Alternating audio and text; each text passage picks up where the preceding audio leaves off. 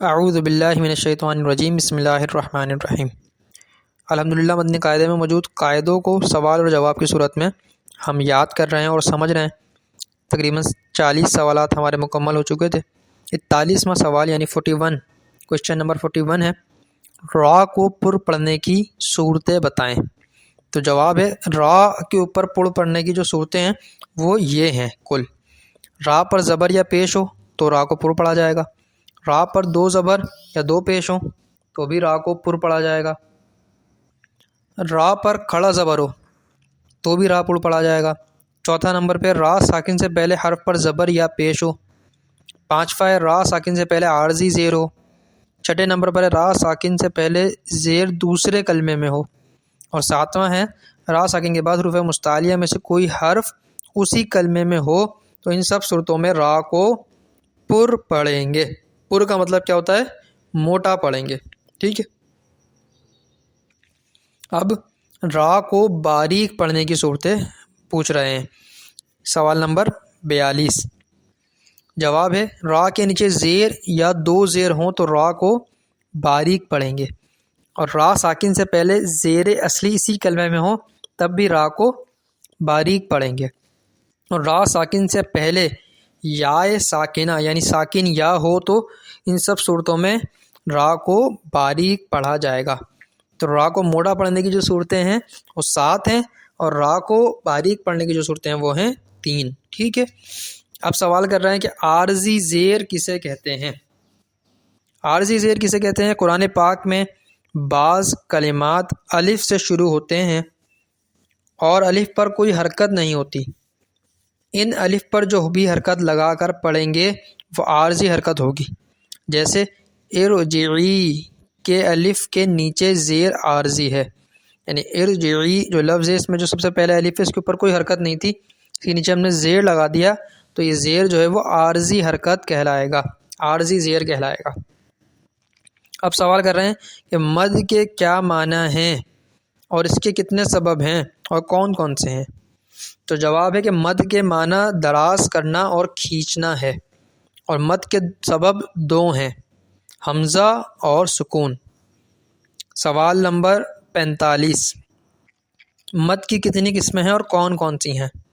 جواب، مد کی 6 قسمیں ہیں اور وہ یہ ہیں: مد متصل، مد منفصل، مد لازم، مد لین لازم، مد عارض، مد لین عارض۔ سوال نمبر 46، مد متصل کب ہوگا؟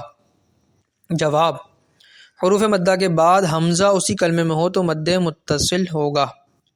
سوال نمبر 47، مد منفصل کب ہوگا؟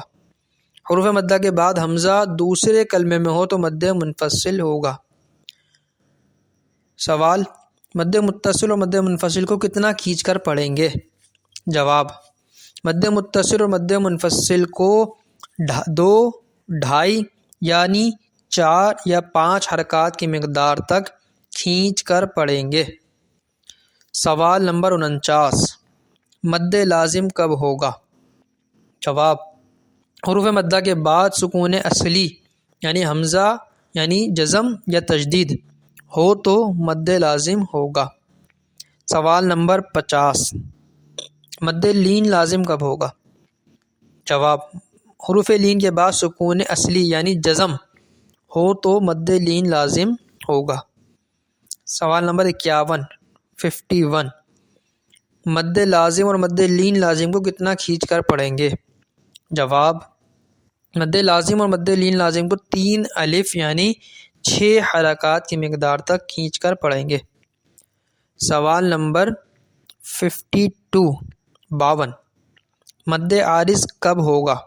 جواب، حروف مدہ کے بعد عارضی سکون ہو یعنی وقف کی وجہ سے کوئی حرف ساکن ہو جائے تو مد عارض ہوگا۔ سوال، مد لین عارض کب ہوگا؟ حروف لین کے بعد عارضی سکون ہو یعنی وقف کی وجہ سے کوئی حرف ساکن ہو جائے تو مد لین عارض ہوگا۔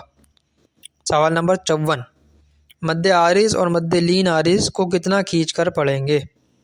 جواب، مد عارض اور مد لین عارض کو 1، 2 یا 3 الف یعنی 2، 4 یا 6 حرکات کی مقدار تک کھینچ کر پڑھیں گے۔